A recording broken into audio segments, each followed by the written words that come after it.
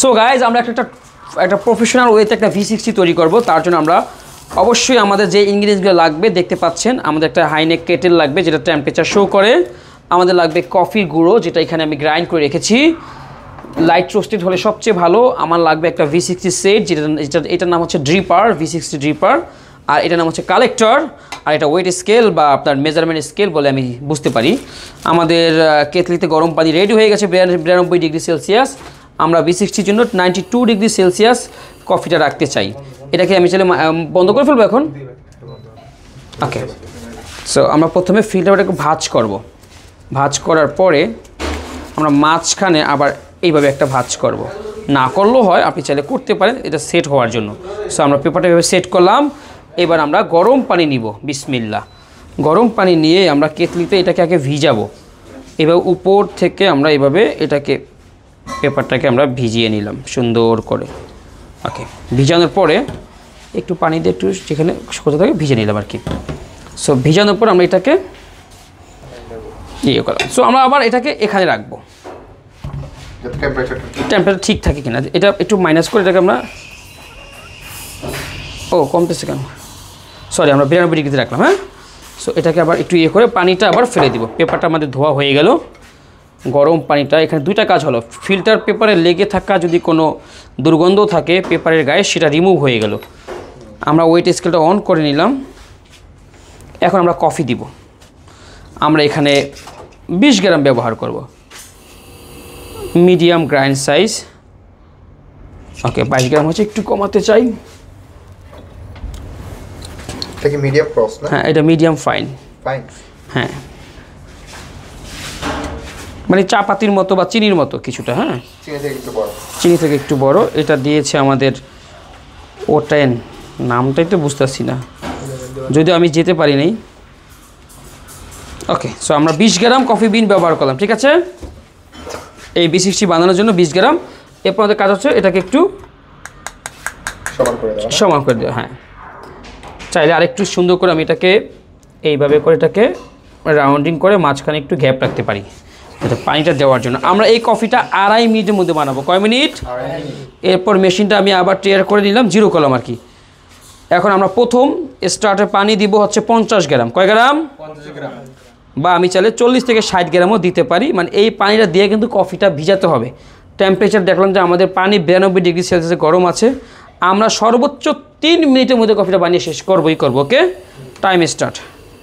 বিসমিল্লাহ করে আমরা পানিটা প্রথমে মাঝখান থেকে দেওয়া শুরু করব, তারপর আস্তে আস্তে আমি এখানে সাইডে সাইডে ঘুরাবো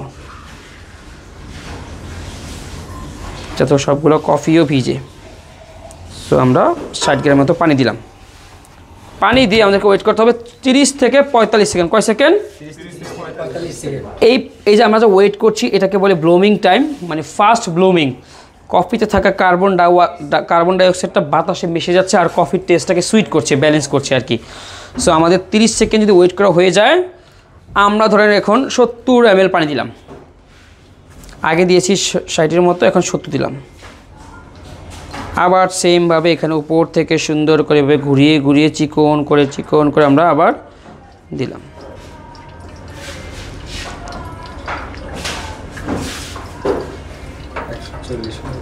ওকে, সো আমরা দিয়ে আবার ওয়েট করি। আমরা পানিটা চাইলে 3টা ধাপেও দিতে পারি, আবার 4টা ধাপেও দিতে পারি, লাগে না কেন।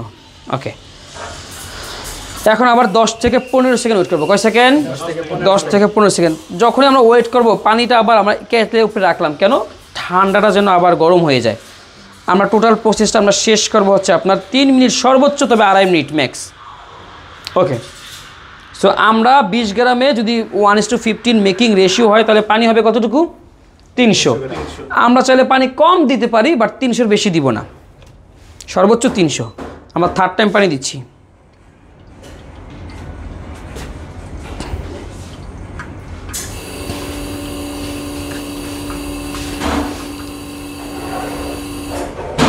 আমরা 220 পর্যন্ত পানি দিয়ে একটু ওয়েট করলাম।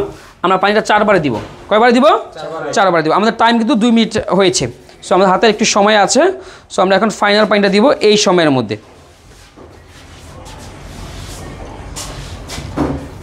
ওকে, সো আমরা ফাইনাল পানি দিয়ে দিলাম, যদি আমাদের সময় একদম হাতে নাই। এই যে আমরা 280 পানি দিব। কতটুকু দিব? 280 হয়ে গেছে।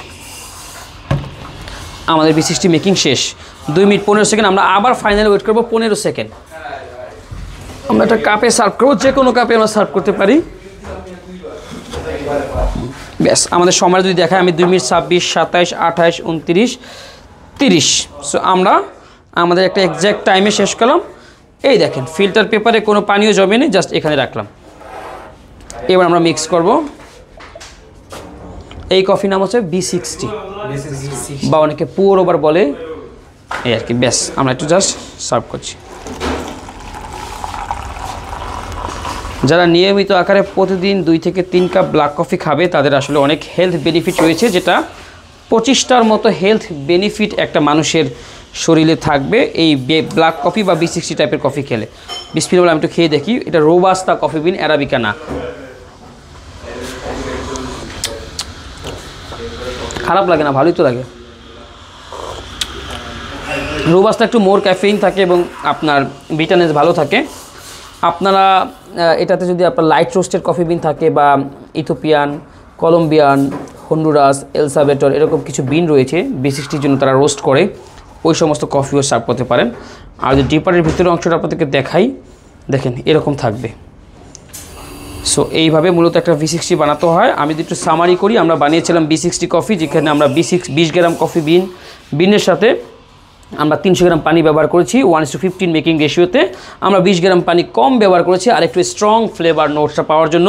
আমরা পানিটা 4 বারে দিয়েছি, 60, 70, 80, 90, 100 এরকম করে আর কি। প্রথমে আমরা 60 গ্রাম দিয়েছি, এরপরে 70, এরপরে 80, এরপরে 90 দিয়ে টোটালি এরকম একটা দিয়েছি, কিন্তু পানিটা কমিয়ে দিয়েছি। 5-10 গ্রাম পানি এদিক সেদিক হলে আপনার কোনো অসুবিধা নাই। আপনারা কে কীভাবে বানান সেটাও আমার সাথে শেয়ার করতে পারেন। জাস্ট আমাদের ছাত্রদেরকে একটা ধারণা দেওয়ার জন্য আমরা এই B60 বানিয়েছি। ধন্যবাদ সবাইকে।